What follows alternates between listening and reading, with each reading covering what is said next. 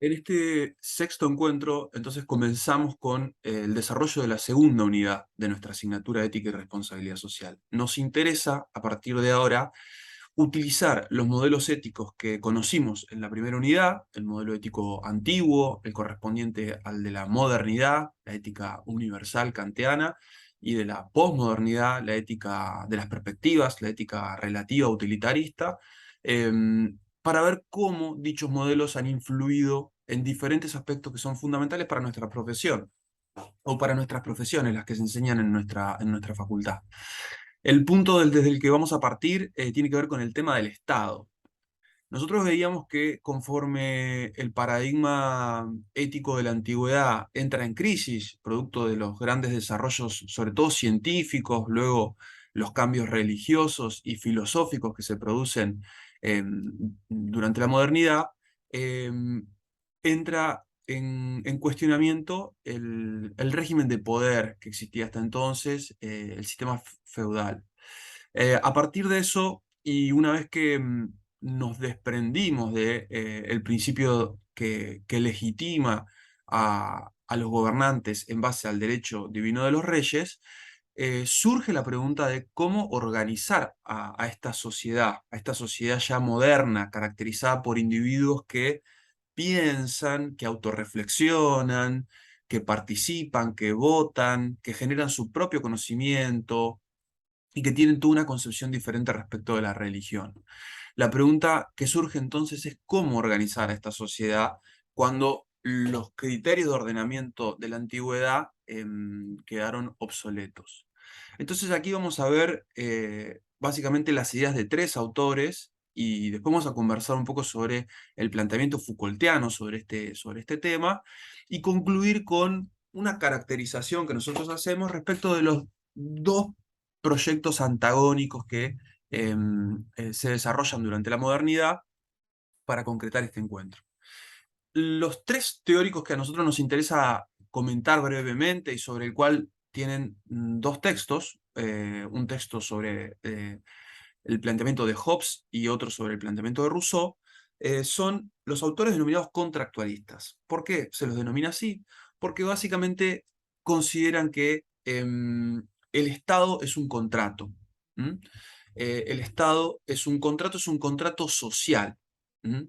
No nace el Estado del derecho divino, sino que precede a los individuos. O sea, es algo que es un artificio que desarrollamos los individuos que necesitamos pactar para vivir en sociedad.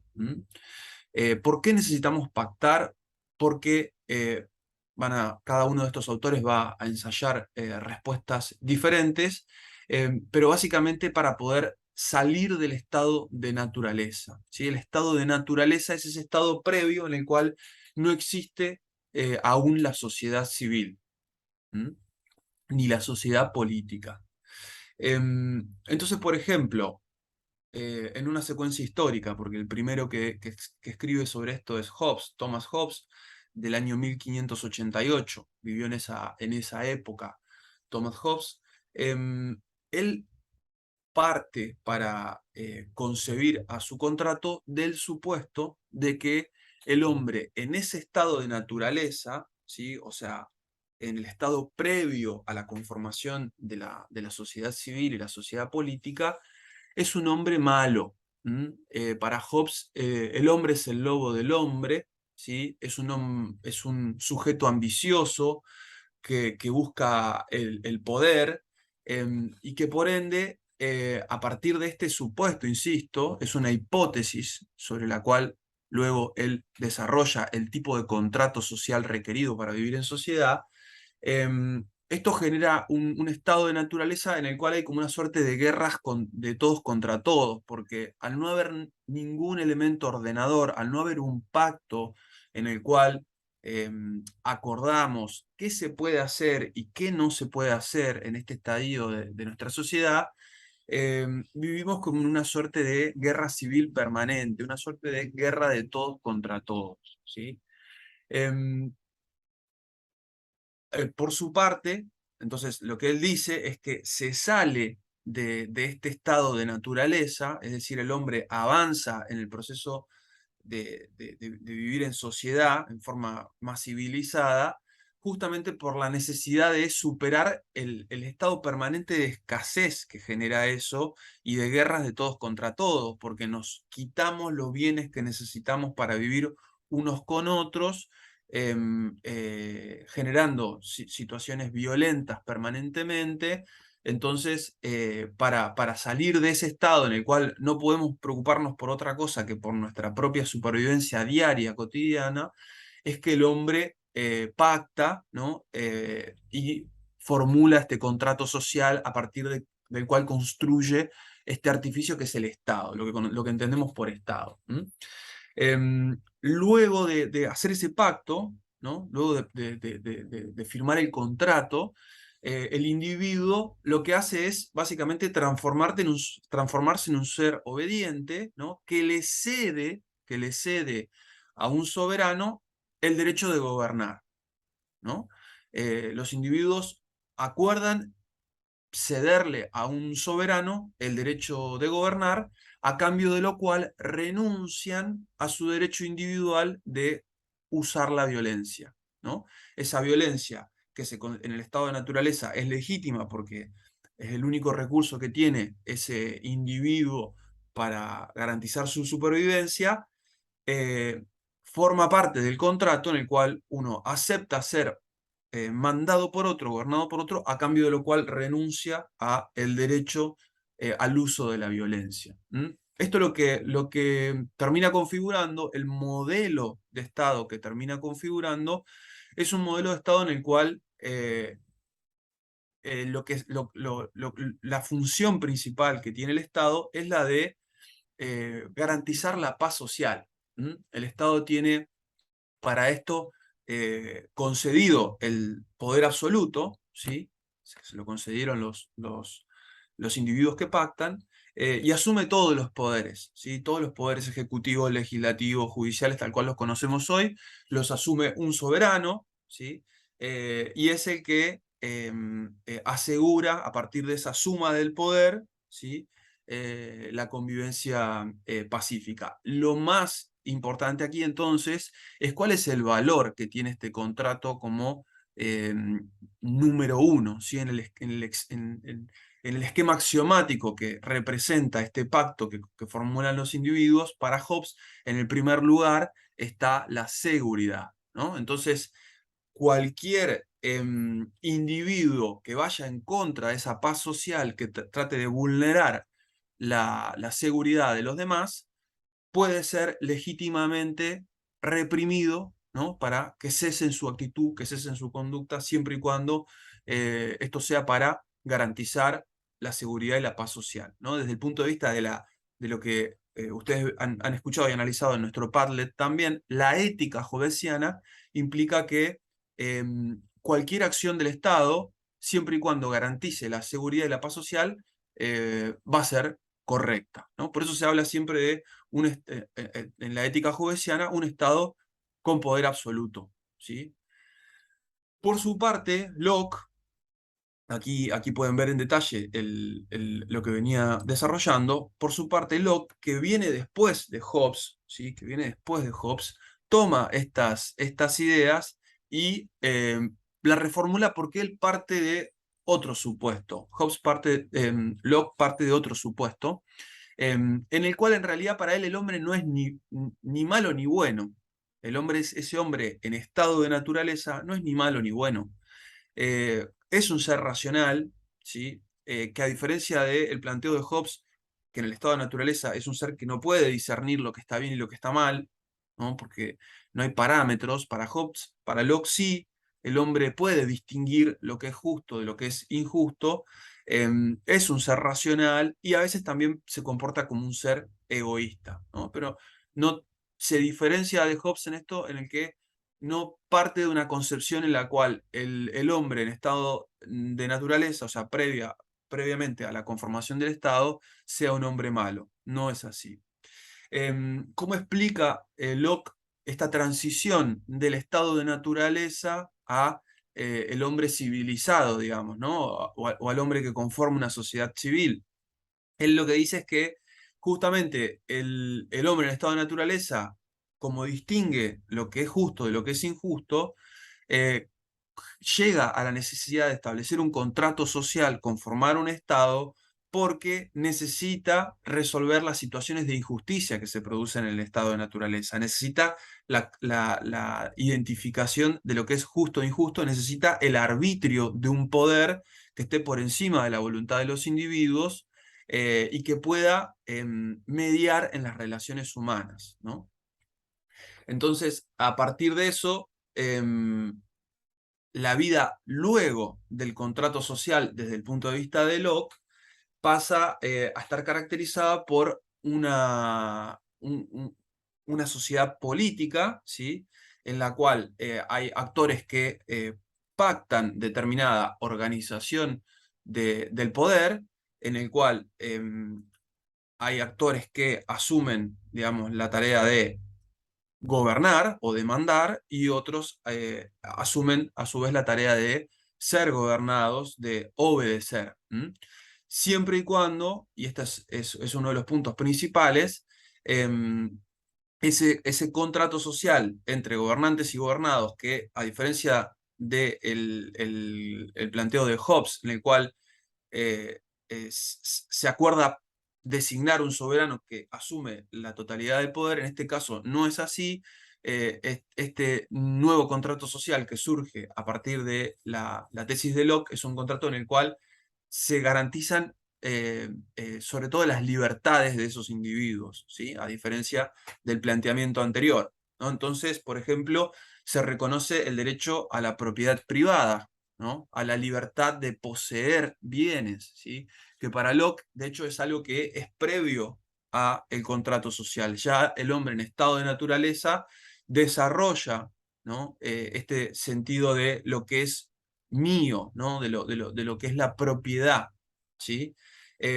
Y termina configurando un modelo de Estado en el cual el contrato que firman los miembros de esa sociedad civil protege, ¿no? Los derechos y las libertades de los individuos, ¿sí? El Estado tiene poder porque es necesario, por ejemplo, el arbitraje entre las relaciones sociales, ¿sí? La administración de justicia propiamente dicho, pero tiene límites en su poder, a diferencia del planteo hobbesiano, ¿sí? Se plantea como forma o modelo de Estado la división de poderes, ¿sí? Se conforma una sociedad civil, que es básicamente en la cual operan la ciudadanía, las instituciones, ¿sí?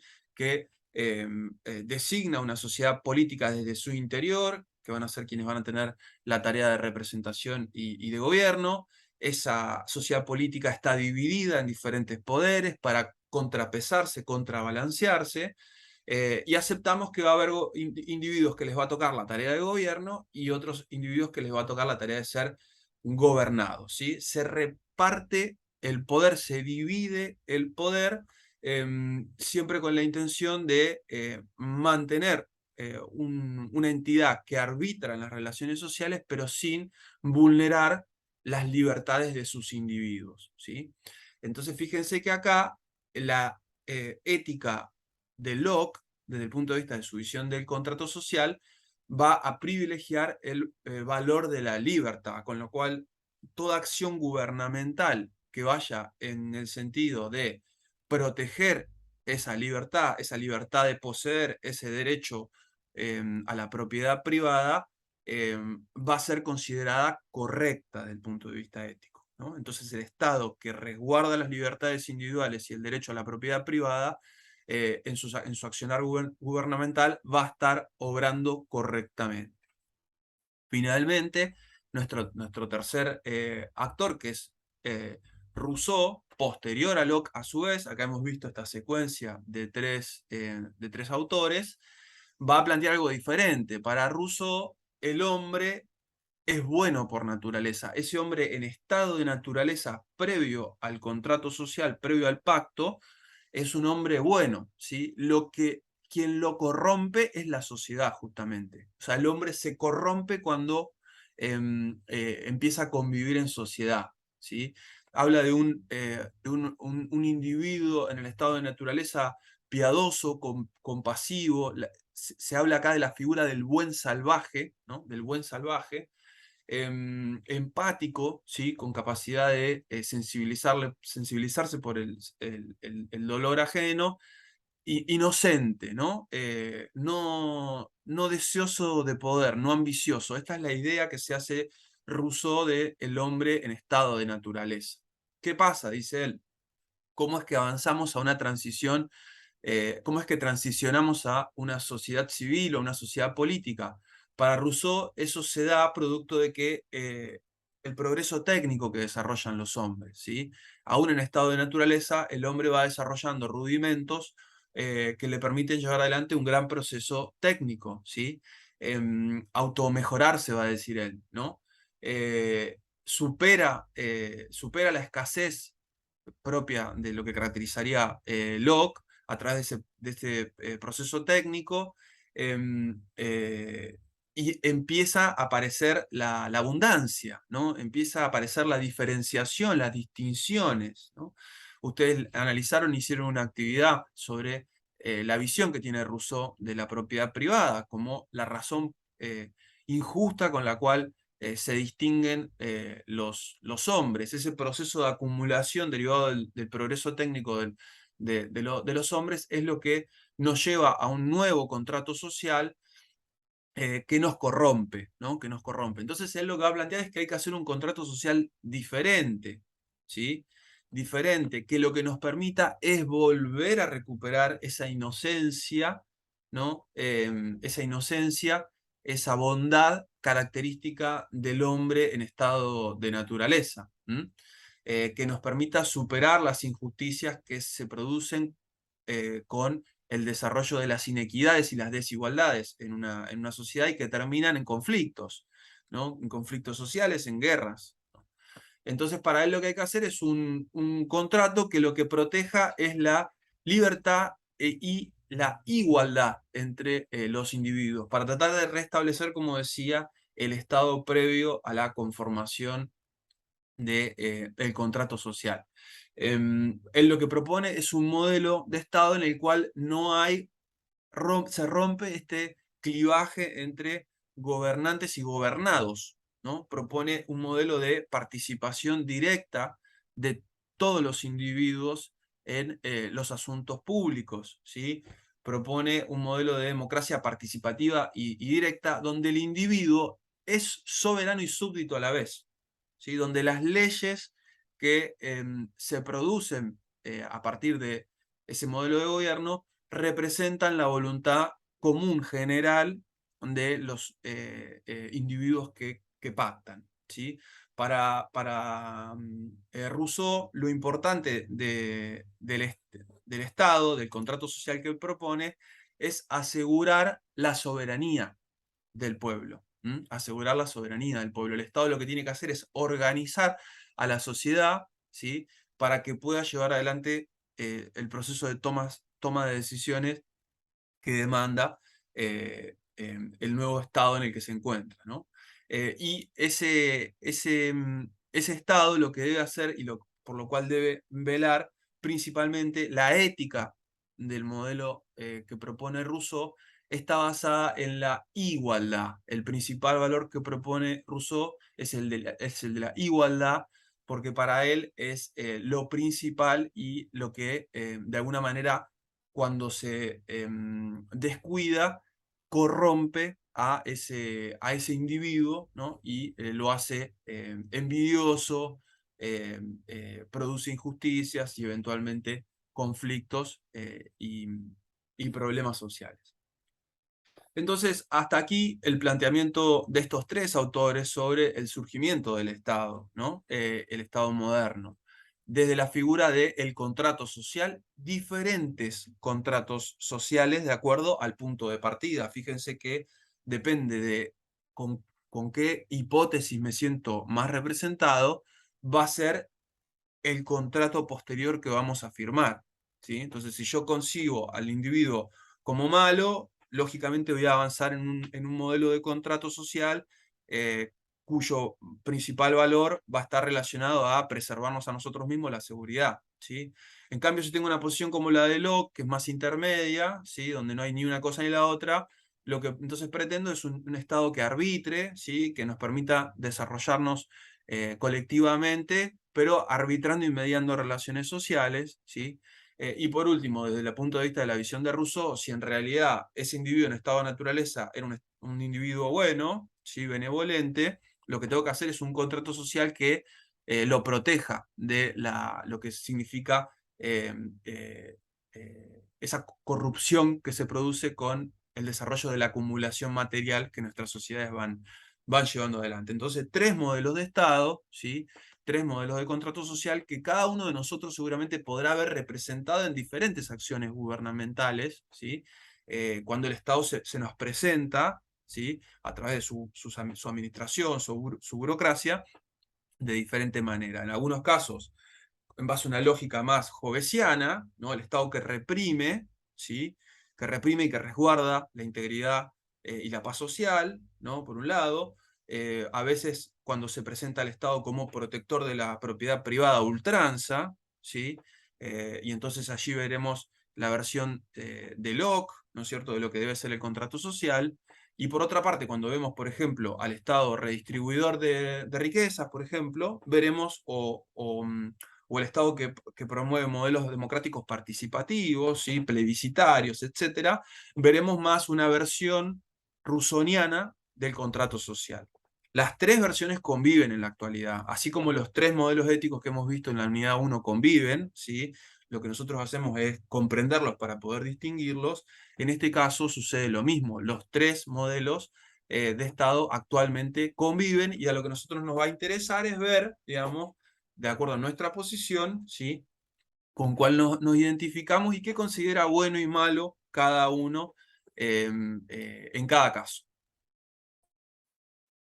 Un autor que nos habla de este mismo tema es Foucault. Tienen un breve texto de una de sus clases de 1979, de un texto conocido como El nacimiento de la biopolítica, que aborda esta pregunta, ¿no? ¿Cómo se organiza el poder? Y lo que él plantea es que desde mediados del siglo XVIII surge una nueva gubernamentalidad. Esta palabra va a ser fundamental para entender a Foucault, ¿sí? Esa nueva gubernamentalidad, es decir, la forma en la cual se presenta el poder del Estado, ese poder que nosotros conformamos al momento de construir esta entidad que está por encima nuestro, ¿no? Y que cumple diferentes funciones sociales de acuerdo al enfoque que tenga, que nos cuida, ¿sí? Que cuida nuestras posesiones, ¿sí? Que cuida nuestros derechos políticos, pensando en cada uno de los tres autores que acabamos de ver, y a cambio del cual nosotros renunciamos, por ejemplo, al uso de la violencia, ¿sí? Empieza a tener lo que describe Foucault es cómo transiciona esa gubernamentalidad, que naturalmente existía previamente, por ejemplo, en representación de el varón, ¿no? Feudal, ¿sí? O el monarca anteriormente, inclusive, ¿no? Esa gubernamentalidad durante la modernidad cambia, ¿sí? Y lo que él ve es que es una mentalidad que se empieza a sofisticar, ¿sí? Que no se presenta directamente, no te reprime, por ejemplo, directamente, sino que te propone intervenciones más indirectas, ¿sí? Que desarrolla instrumentos para incentivar determinadas conductas, para premiar determinadas conductas, ¿sí? Que se autolimita en el ejercicio del poder, ¿sí? Para gobernar, desregulando, por ejemplo, determinados ámbitos y dejando que la sociedad civil avance sobre eso. Bueno, él hace esta lectura de cómo va cambiando el ejercicio del poder, la gubernamentalidad a partir del siglo XVIII, y nos da algunas ideas que refuerzan estas diferentes versiones del contrato social que acabamos de ver, y que nos va a permitir luego ir haciendo una interrelación con aspectos que tienen que ver con el gobierno propiamente dicho, con el desarrollo de la economía, las empresas, el mercado, ¿no? Y nos va a permitir luego ibanar diferentes temas que veremos en encuentros posteriores. Básicamente, dos ideas que me interesa comentar sobre el texto de Foucault. Es lo que dice, antes, o sea, durante el periodo monárquico, aristocrático, ¿sí? La gubernamentalidad se caracterizaba por ser sencilla, rudimentaria, robusta, ¿sí? Ilimitada, ¿no? El monarca tenía derecho a hacer cualquier cosa, ¿sí? Eh, lo que preocupaba era aumentar su poder militar, su riqueza material, ¿sí?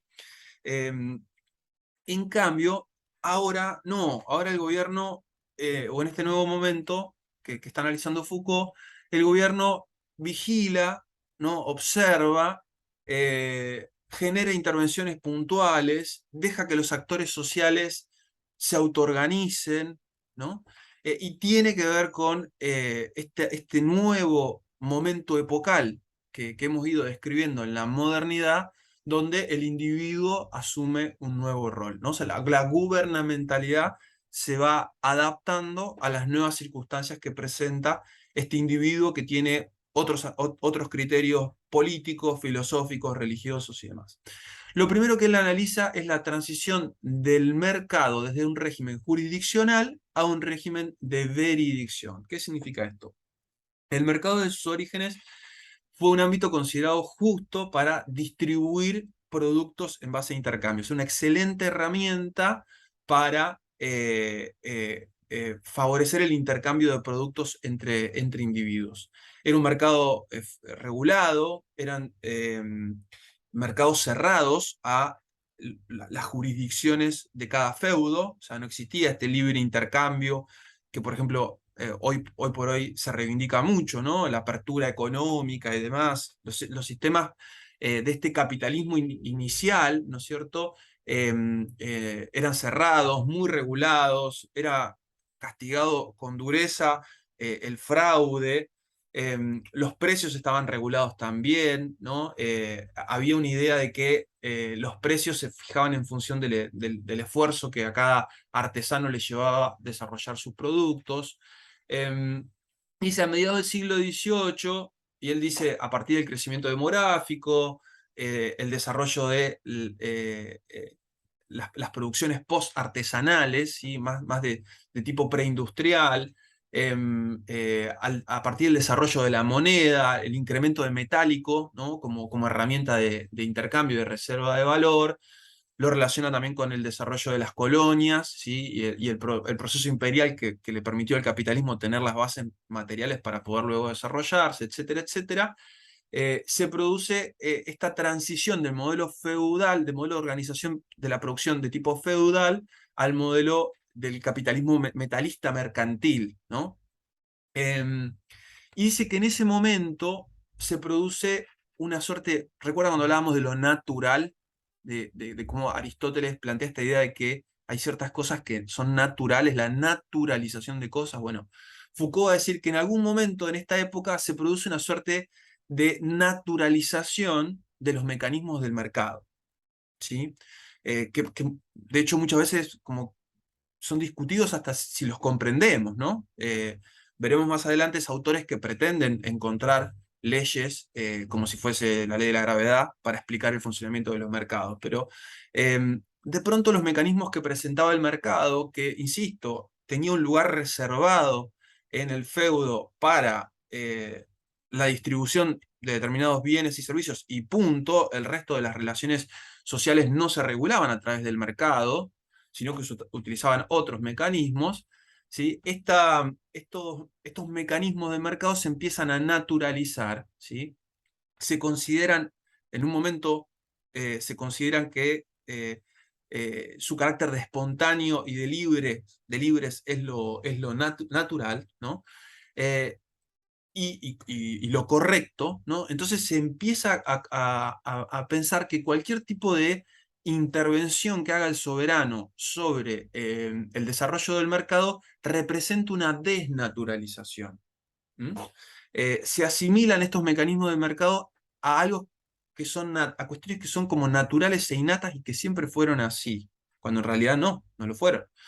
Entonces, cualquier cosa, por ejemplo, el valor de un bien, siempre y cuando surja de un mercado, va a ser el valor correcto, ¿no? Siempre que el mercado, por ejemplo, nos tase determinado bien, entonces el valor que arroje ese proceso de tasación va a ser considerado correcto y por ende justo, ¿no? y va a ser considerado injusto cualquier intento de incidir sobre, por ejemplo, el proceso de formulación de los precios. Fíjense acá ya cómo vemos una tradición que luego vamos a caracterizar en el liberalismo, cómo impacta, ¿no?, en el desarrollo de la gubernamentalidad, ¿sí? Entonces, este nuevo régimen lo que hace es, este proceso de transición, mejor dicho, lo que hace es eh, establecer que el mercado funciona como un nuevo mecanismo de veredicción, ¿sí?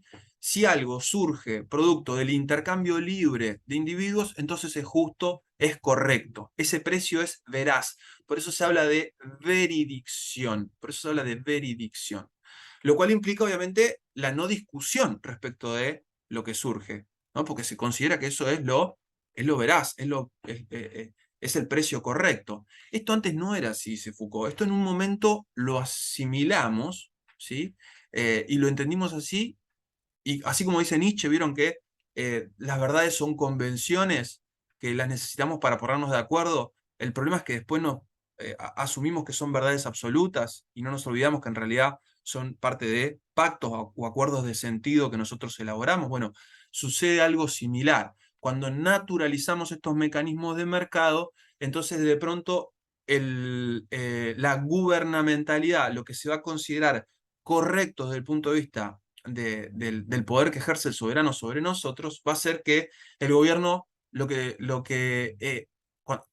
obrará bien cuando no regula la actividad de los mercados, ¿no? Entonces, de pronto, la no regulación, ¿sí?, y el dejar los individuos a su libre autorregulación y albedrío, entonces va a ser lo correcto para el Estado, ¿no?, y para el ejercicio de esta nueva gubernamentalidad. La otra transición que él describe, ¿sí?, es el cambio, digamos, en la razón gubernamental, es decir, el propósito o el sentido que tiene que tener el accionar gubernamental cuando pasa desde el principio de legitimidad al principio de utilidad. Y esto es muy importante y lo tienen que relacionar con el modelo ético de Bentham, también para poder hacer una correcta interpretación. También dice, desde fines del siglo XVIII, principios del siglo XIX, se desplaza, dice definitivamente, el interés, ¿no?, el soberano, el interés del monarca, por el interés de los gobernados, ¿sí? Cuando dejamos atrás el régimen monárquico absoluto, donde lo que importa en realidad es la familia real y el monarca, pasa a tener centralidad el interés de los gobernados, ¿no?, de los individuos que forman parte de esa, de esa nueva sociedad. En el viejo gobierno, ¿sí?, el poder político del monarca era ilimitado, influía en todas las cosas, era el dueño de todo en realidad. Cuando alguien robaba, no es que le estaba robando a otro particular, le estaba robando al monarca, ¿no? Por eso, por ejemplo, se castigaba con el suplicio a los ladrones, ¿sí?, porque se consideraba que ese ladrón había hecho un perjuicio sobre el monarca, sobre el representante de Dios en la tierra, sobre la palabra de Dios misma. Entonces valía el castigo del suplicio, tremendo, ejemplificador, en el sentido de hacerle las torturas en la plaza pública y al frente de todos, ¿no? Hacer una suerte de acto, ceremonia del castigo al que transgredía las normas, por así decirlo. Esa era la robustez de ese gobierno, ¿no?, de esa gubernamentalidad. Era un Estado que te mataba, ¿no?, y te castigaba, ¿no?, en nombre de este representante de Dios en la tierra. En cambio, dice, en el nuevo gobierno, en esta transición del principio de legitimidad, la legitimidad tiene que ver con esto, con el derecho divino, básicamente, ¿no?, al de utilidad. Lo que se considera en este caso de este nuevo gobierno es cómo en realidad lo que termina haciendo es manejar o administrar complejos intereses. Ya no es el interés del monarca o el gobernante el relevante y el que conduce el accionar gubernamental, sino es este entramado de intereses que representa la sociedad civil, donde el Estado y el nuevo gobierno lo que hace es un poco tratar de administrar estos intereses contradictorios, ¿sí?